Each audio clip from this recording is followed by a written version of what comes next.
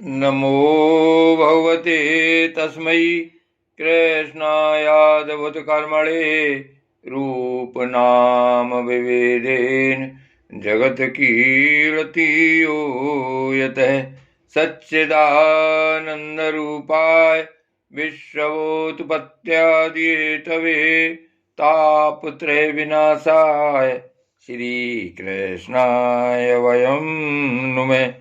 श्री कृष्णाय वयं नुमः।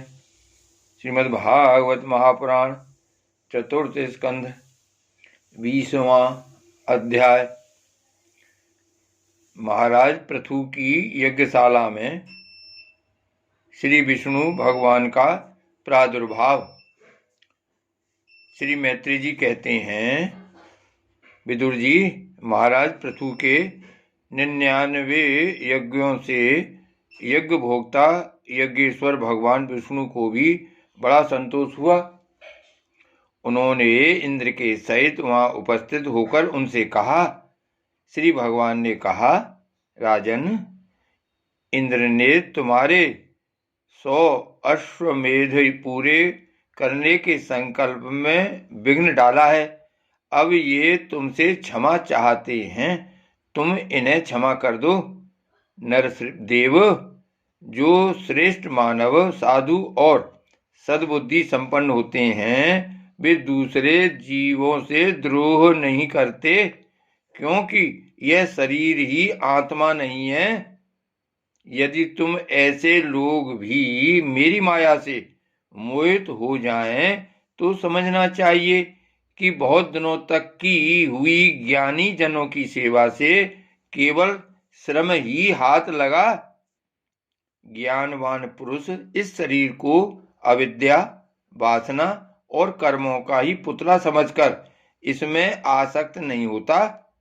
इस प्रकार जो इस शरीर में ही आसक्त नहीं है, वह विवेकी पुरुष इससे उत्पन्न हुए घर, पुत्र और धन आदि में भी किस प्रकार ममता रख सकता है। यह आत्मा एक शुद्ध, स्वयं प्रकाश, निर्गुण, गुणों का आश्रय स्थान, सर्वव्यापक, आवरण शून्य, सबका साक्षी एवं अन्य आत्मा से रहित है, अतएव शरीर से भिन्न है। जो पुरुष इस देह स्थित आत्मा को इस प्रकार शरीर से भिन्न जानता है, वह प्रकृति से संबंध रखते हुए भी उसके गुणों से लिप्त नहीं होता, क्योंकि उसकी स्थिति मुझ परमात्मा में रहती है। राजन, जो पुरुष किसी प्रकार की कामना न रखकर अपने वर्णाश्रम के धर्मों द्वारा नित्य प्रति श्रद्धा पूर्वक मेरी आराधना करता है, उसका चित्त धीरे धीरे शुद्ध हो जाता है।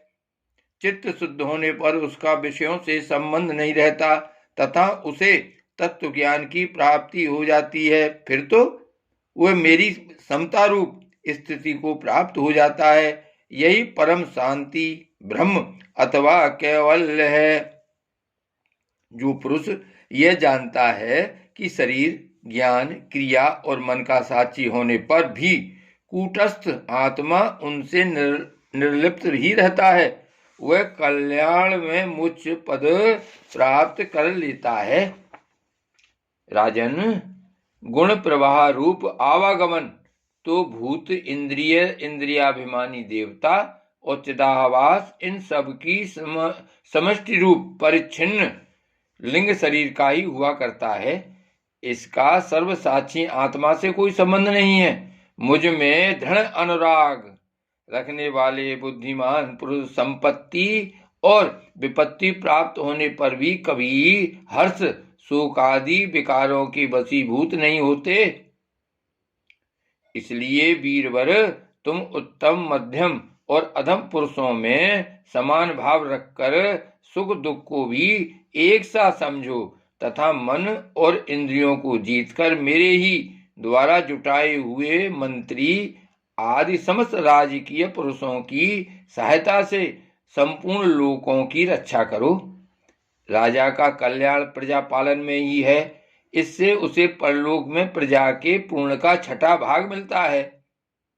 इसके विपरीत जो राजा प्रजा की रक्षा तो नहीं करता किंतु उससे कर वसूल करता जाता है, उसका सारा पुण्य तो प्रजा छीन लेती है और बदले में उसे प्रजा के पाप का भागी होना पड़ता है। ऐसा विचार कर यदि तुम श्रेष्ठ ब्राह्मणों की सम्मति और पूर्व परंपरा से प्राप्त हुए धर्म को ही मुख्यतः अपना लो और कहीं भी आसक्त न होकर इस पृथ्वी का न्यायपूर्वक पालन करते रहो तो सब लोग तुमसे प्रेम करेंगे और कुछ ही दिनों में तुम्हें घर बैठे ही सनकादि सिद्धों के दर्शन होंगे। राजन, तुम्हारे गुणों ने और स्वभाव ने मुझको बस में कर लिया है, अतः तुम्हें जो इच्छा हो मुझसे वर मांग लो। उन क्षमा आदि गुणों से रहित यज्ञ, तप अथवा योग के द्वारा मुझको पाना सरल नहीं है। मैं तो उन्हीं के हृदय में रहता हूं जिनके चित्त में समता रहती है। राजन, तुम्हारे गुणों ने और स्वभाव ने मुझको बस में कर लिया है, अतः तुम्हें जो इच्छा हो मुझसे वर मांग लो। उन क्षमा आदि गुणों से रहित यज्ञ, तप अथवा योग के द्वारा मुझको पाना सरल नहीं है। मैं तो उन्हीं के हृदय में रहता हूं जिनके चित्त में समता रहती है। श्री मैत्री जी कहते हैं, विदुर जी, सर्वलोक गुरु श्री हरि के इस प्रकार कहने पर जगत विजयी महाराज पृथु ने उनकी आज्ञा शिरोधार की। देवराज इंद्र अपने कर्म से लज्जित होकर उनके चरणों पर गिरना ही चाहते थे कि राजा ने उन्हें प्रेम पूर्वक हृदय से लगा लिया और मनोमालिन्य निकाल दिया। फिर महाराज पृथु ने विश्वात्मा भक्त वत्सल भगवान का पूजन किया और क्षण क्षण में उमड़ते हुए भक्ति भाव में निमग्न होकर प्रभु के चरण कमल पकड़ लिए। श्री हरि वहां से जाना चाहते थे किंतु पृथु के प्रति जो उनका वात्सल भाव था उसने उन्हें रोक लिया। वे अपने कमल दल के समान नेत्रों से उनकी ओर देखते ही रह गए, वहां से जा न सके।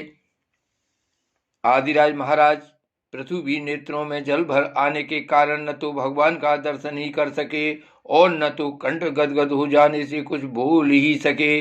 उनके हृदय से आलिंगन कर पकड़े हुए और हाथ जोड़े ज्यों के त्यों खड़े रह गए। प्रभु अपने चरण कमलों से पृथ्वी को स्पर्श किए खड़े थे। उनका कराग्र भाग गरुण जी के ऊंचे कंधे पर रखा हुआ था। महाराज पृथु नेत्रों के आंसू पहुंचकर अतृप्त दृष्टि से उनकी ओर देखते हुए इस प्रकार कहने लगे। महाराज पृथु बोले, मुझपति प्रभु, आप वर देने वाले ब्रह्मादि देवताओं को भी वर देने में समर्थ हैं। कोई भी बुद्धिमान पुरुष आपसे देहाभिमानियों के भोगने योग विषयों को कैसे मांग सकता है? वे तो नार की जीवों को भी मिलते ही हैं। अतः मैं इन तुच्छ विषयों को आपसे नहीं मांगता। मुझे तो उस मोक्ष पद की भी इच्छा नहीं है जिसमें महापुरुषों के हृदय से उनके मुख द्वारा निकला हुआ आपके चरण कमलों का मकरंद नहीं है, जहाँ आपकी कीर्ति कथा सुनने का सुख नहीं मिलता। इसलिए मेरी तो यही प्रार्थना है कि आप मुझे 10,000 कान दे दीजिए जिनसे मैं आपके लीला गुणों को सुनता ही रहूं। पूर्ण कीर्ति प्रभु, आपके चरण कमल मकरंद रूपी अमृत करणों को लेकर महापुरुषों के मुख से जो वायु निकलती है उसी में इतनी शक्ति होती है कि वह तत्व को भूले हुए हम को योगियों को पुनः तत्व ज्ञान करा देती है। अतएव हमें दूसरे वरों की कोई आवश्यकता नहीं है। उत्तम कीर्ति वाले प्रभु, सत्संग में आपके मंगल में सुयश को दैववश एक बार भी सुन लेने पर कोई पशुबुद्धि पुरुष भले ही तृप्त हो जाए, गुणग्राही उसे कैसे छोड़ सकता है? सब प्रकार के पुरुषार्थों की सिद्धि के लिए स्वयं लक्ष्मी जी भी आपके सुयश को सुनना चाहती हैं। अब लक्ष्मी जी के समान मैं भी अत्यंत उत्सुकता से आप सर्वगुण धाम पुरुषोत्तम की सेवा ही करना चाहता हूँ, किंतु ऐसा न हो कि एक ही पति की सेवा प्राप्त करने की होड़ होने के कारण आपके चरणों में ही मन को एकाग्र करने वाले हम दोनों में कलह छिड़ जाए। जगदीश्वर, जगजननी लक्ष्मी जी के हृदय में मेरे प्रति विरोध भाव होने की संभावना तो है ही, क्योंकि जिस आपके सेवा कार्य में उनका अनुराग है उसी के लिए मैं भी लालायित हूँ, किंतु आप दीनों पर दया करते हैं, उनके तुच्छ कर्मों को भी बहुत करके मानते हैं। इसलिए मुझे आशा है कि हमारे झगड़े में भी आप मेरा ही पक्ष लेंगे। आप तो अपने स्वरूप में ही रमण करते हैं, आपको भला लक्ष्मी जी से भी क्या लेना है। इसी से निष्काम महात्मा ज्ञान हो जाने के बाद भी आपका भजन करते हैं। आप में माया के कार्य अहंकार आदि का सर्वथा अभाव है। भगवान, मुझे तो आपके चरण कमलों का निरंतर चिंतन करने के सिवाय सत्पुरुषों का कोई और प्रयोजन ही नहीं जान पड़ता। मैं भी बिना किसी इच्छा के आपका भजन करता हूँ। आपने जो मुझसे कहा है कि वर मांग, सो आपकी इस वाणी को तो मैं संसार को मोह में डालने वाली ही मानता हूँ। यही क्या, आपकी वेद रूपा वाणी ने भी तो जगत को बांध रखा है। यदि उस वेदवाणी रूप रस्सी से लोग बंधे न होते तो वे मोहवश सकाम कर्म क्यों करते। प्रभु, आपकी माया से ही मनुष्य अपने वास्तविक स्वरूप आपसे विमुख होकर अज्ञानवश अन्य स्त्री पुत्र आदि की इच्छा करता है। फिर भी जिस प्रकार पिता पुत्र की प्रार्थना की अपेक्षा न रखकर अपने आप ही पुत्र का कल्याण करता है, उसी प्रकार आप भी हमारी इच्छा की अपेक्षा न करके हमारे हित के लिए स्वयं ही प्रयत्न करें। श्री मैत्रेय जी कहते हैं, आदिराज पृथु के इस प्रकार स्तुति